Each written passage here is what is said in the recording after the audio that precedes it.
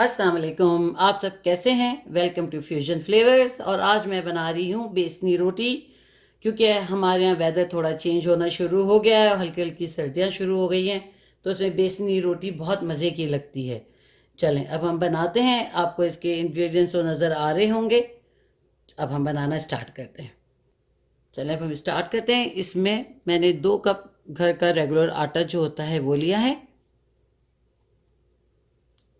और इसमें 1 कप हमें चने का आटा लेना है। इसमें हल्दी थोड़ी सी, और मसाले स्पाइस आप अपने मर्ज़ी से डाल सकते हैं। आपको जितने भी स्पाइस करना हो आप कर सकते हैं।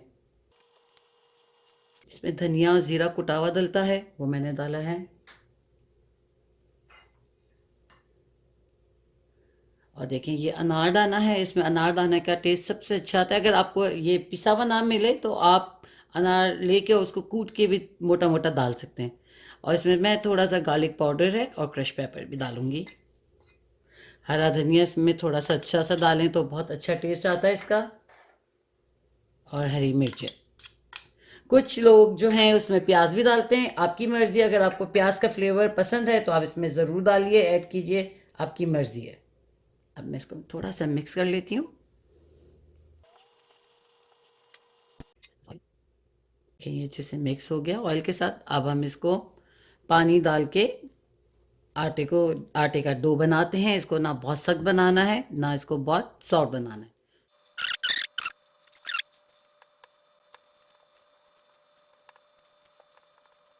ये देखिए आटा इस तरह का होना चाहिए, ना बहुत सख्त हो ना बहुत नरम हो। ये तकरीबन आटा हो गया है। अब मैं इसमें थोड़ा सा ऑयल डाल दूंगी, थोड़ा सा ही ऑयल डालेंगे, और इसको 10 मिनट्स के लिए ढक के रख देंगे ताकि ये अच्छे से डो सेट हो जाए हमारा आटा के साथ इसका। फिर हम इसको बनाएंगे। सेट है और बहुत अच्छा गूंदा हुआ है आटा। अब इसको 10 मिनट्स के लिए रखते हैं, और 10 मिनट्स के बाद आपको बताती हूँ आगे क्या करना है। इसको ढक देते हैं। चलें जी, ये आटे को 10 मिनट्स हो गए हैं, और ये देखें हमने इसको खोल दिया और ये कितना अच्छा आटा हुआ है। देखें अब हम इसको बेलते हैं। इसके हम छोटे छोटे बना लेंगे। जी आपके ऊपर है आपको किस साइज़ का बनाना है। मुझे मेरा ये साइज़ सही लगता है।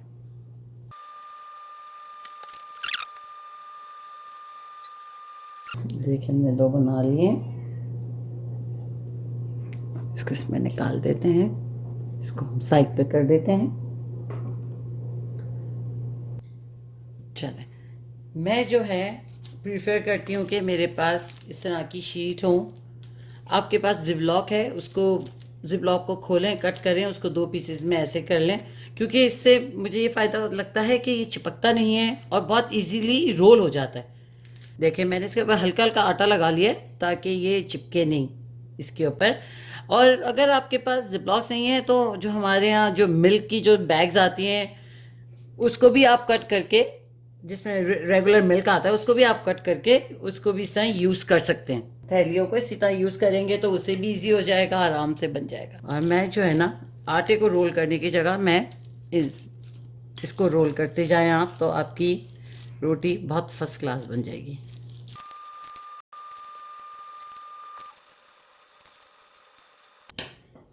ये देखें ये चिपका भी नहीं इसके ऊपर, और ये बिल्कुल रेडी है हमारा। ये देखिए हमारी रोटी बिल्कुल रेडी है। ये देखिए अब हम इसको फ्राई करते हैं। मैं हल्का सा पैन को ग्रीस कर लेती हूँ, बिल्कुल लाइट सा। ये देखिए हमारी रोटी कितनी अच्छी लग रही है। अब इसके बाद मैं हल्की सी ऑयलिंग कर देती हूँ। थोड़ा सा ही, ज़्यादा ज़्यादा बहुत भर भर के ऑयल नहीं लगाएंगे, थोड़ा थोड़ा करके ही लगाएंगे जितनी ज़रूरत होगी। इसको एकदम हाई पे नहीं करेंगे, थोड़ा सा मीडियम पे रखेंगे ताकि ये अंदर से भी पक जाए, कच्ची ना हो। आप इसको, हमने आपको लहसुन की चटनी बनाना सिखाई थी, आप उसके साथ खा सकते हैं। इसको आप दही के साथ खा सकते हैं, इसको आप अचार के साथ खा सकते हैं। जो आपको अच्छा लगे आप उसके साथ बना के इसको एंजॉय कर सकते हैं। रेडी है हमारी बेसनी रोटी। देखिए मैंने इतना कोई ऑयल भी आपको नज़र नहीं आ रहा होगा, बहुत हल्के से ऑयल में मैंने इसको किया है। चलिए हम इसको निकालते हैं, फिर सर्व करके आपको बताते हैं। Do like, subscribe, share our channel. Thank you. अल्लाह हाफिज़।